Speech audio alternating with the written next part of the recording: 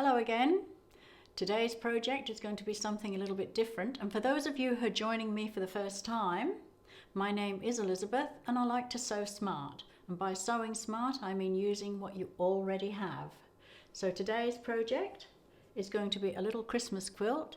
It's actually going to be made from a panel, and I'm sure lots of you have got panels, Christmas panels and other panels that you haven't been able to use. This is a new way that you can use them. So shall we begin? When I was going through my Christmas fabrics, I've discovered I had some panels. Now you might remember these because these were storybook panels. I've got several other ones, but I thought, why waste them? Why not make a little cuddle rug or something for a child for Christmas? Now this is a snowman one. It has 12 little squares, and it has a longer piece which should make a wall hanging, but I'm going to discard that for now. And what I've done is, because if you were making the book, you would fold them in different ways. So you need page 1, there's page 1 here, and page 2 must follow, and then page 3 and so on. So there's a way you lay them out. But what I've done is I have numbered them, put little stickers on and numbered the spots so I know exactly where the squares will go on the quilt. This would be the cover, that's the back cover, and the front cover that says A Snowman Story. So I'm going to incorporate those two to make 12 blocks, which is a good size for a cot quilt. So all I'm going to do now is I'm going to give it a good press, and then I'm going to cut out each individual square. Then we will add some sashing, and I think we'll make a really nice quilt. As I'm sure many of you would know, I've had these panels a long time, and sometimes when they print the picture onto the fabric, it goes slightly to one way. It's never square. So this is the object of this exercise, is to show you how to cut it and make it square. Now if you look, I've cut one square out, but you can see it wasn't printed on the fabric square.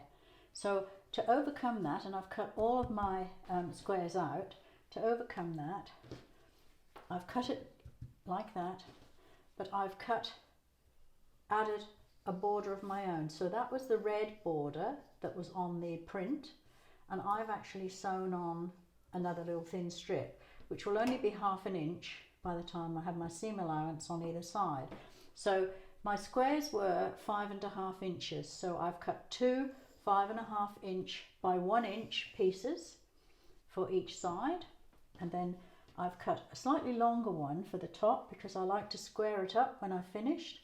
So that will be right sides together, stitched on, and the same at the bottom, right sides together, pinned and stitched on. It will just, I've been careful not to cut the words out, and then you will end up, I'll just pull that here, you will end up with that, and that is exactly 6.5 inches square, and that's what you want your blocks all to be, 6.5 inches square finished. So you will end up with 3 in a row because we've got 12 squares, so you're going to end up with 3 in a row. Now these aren't in order, I must say. So this is the Snowman Story, and you'll have, as I said, 3, 3 and 4 the other way, but we will need to put something in between those. So I've got some ordinary white that looks a bit like snow. I will put that in between each one. Now that's a 3 inch width, and again, because I'm keeping my square 6.5 inches, it will be 6.5 inches by 3. So we'll go in there, and there will be one, of course, on each end as well. So on the pattern I will give you the amount you need to cut and all the sizes and everything. So this will be a first row. So you've come from having just your squares cut out, and you've had then the sides on, the side on, top and bottom on, and now all I'm going to do is I will put the border, the little frame, on all of my squares, and then lay them out like so, ready to have the sashing put in between. The importance of having 6.5-inch squares. Now remember, we've cut those at 5.5, and now of course they measure 5, but the importance is that you can square them up, make sure they're absolutely square by putting your 6.5 square ruler on them, and that's really makes them all fit in. If you remember, when we cut them out, they all had sort of framing that sort of was off kilter a little bit. So now we know that they're square. We've put back the border on. It was red in the beginning, so we put a border back on. I cut these 1 inch, just I don't want them very wide, so it will end up 1/2 inch. And all we've got to do now, I've squared them all up, is we're going to put in the sashing. Now we've got 4 rows of 3 squares. So this is 3 inches, and I've cut 6.5 again because it's really easy to remember.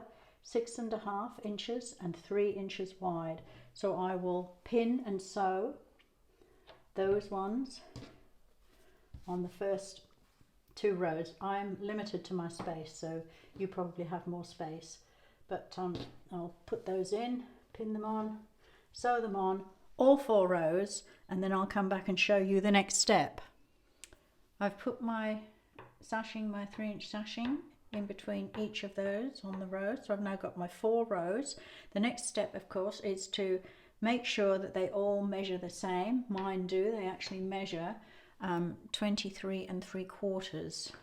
So I would say for you, sometimes the 1/4 inch foot varies a little bit, but go for 24. If you've got 24, you're doing well. So now all I need to do is to put on the horizontal sashing. Now I've measured across my 23 3/4 across my rows. They're all the same. They should be all the same. Remember that. And now I have got, just checking that's the wrong side. I'm going to put the horizontal sashing in. I've cut that exactly to 23 3/4. So I'll cut another 2 pieces, and then that will be my quilt top center panel is basically together. So those will come on, another piece of sashing there and a piece at the bottom. So I'll pin this again, right sides together, and stitch it, and then stitch it to that piece, and so on to the bottom of the quilt. My horizontal sashing is on, and remember, when you do press, as you press your seams on the other side, remember to always press the white to the dark, because you don't want to get a shadow around where you've got your white fabric. So now what remains to be done, and I've got this, as I said, on the side so you can actually see more of it.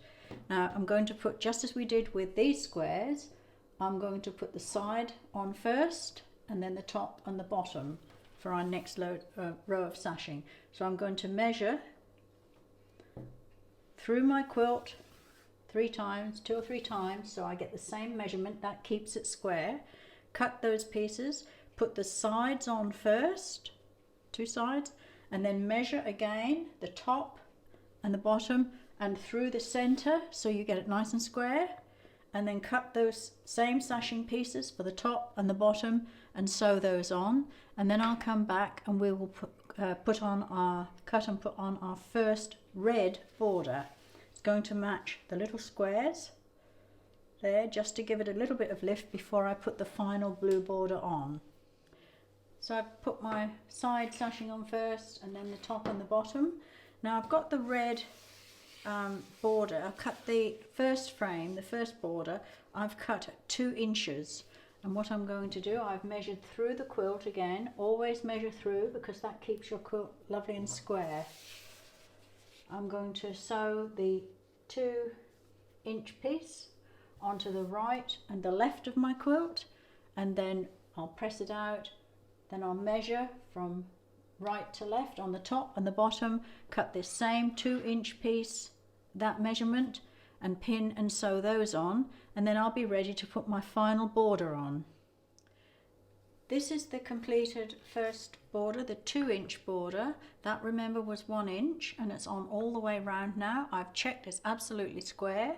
Check your corners to make sure that they are square as well. So all that remains for us to do now is to put our final border on. And I chose the blue. It's a quite difficult piece to actually match up because there's so many different blues in it. If I just bring that across there, you might be able to see it a bit better. So I've chosen this blue because it's got little bits of flecking, and I think that goes very well with the rest of the squares. So all I have to do now is put left and right on, measure through again, and then once you've sewn them on, press them out, measure through on the horizontal and put the top and the bottom on, and then that will be our quilt top finished. Our finished quilt. So we started off, if you remember, with a panel, and the reason we cut the squares, each square smaller, was to eliminate this little red border because it wasn't printed on the fabric straight. So by cutting these squares down, we've taken that away. We've added our border. Instead of there being just a 1/4 inch, we've got the 1/2 inch border. The story runs, and A Snowman Story. I'm a little snowman, short and fat, and I wear woolly mittens and a funny hat, and so on right through to the end with a smiling snowman at the bottom. I've put on the background, the first border and the second border, and it's made up a really pretty quilt. So if you've got panels, this is what you need to hang on to, and you can do the same as I've done here with any type of panel. So if you've enjoyed this video, then please give us a thumbs up and subscribe, and press the notification bell so you'll get all the new videos that we put out. And remember to go along to the Etsy shop where the instructions and pattern for this are, and many of my other patterns as well. And I'll see you next time when we do a new project.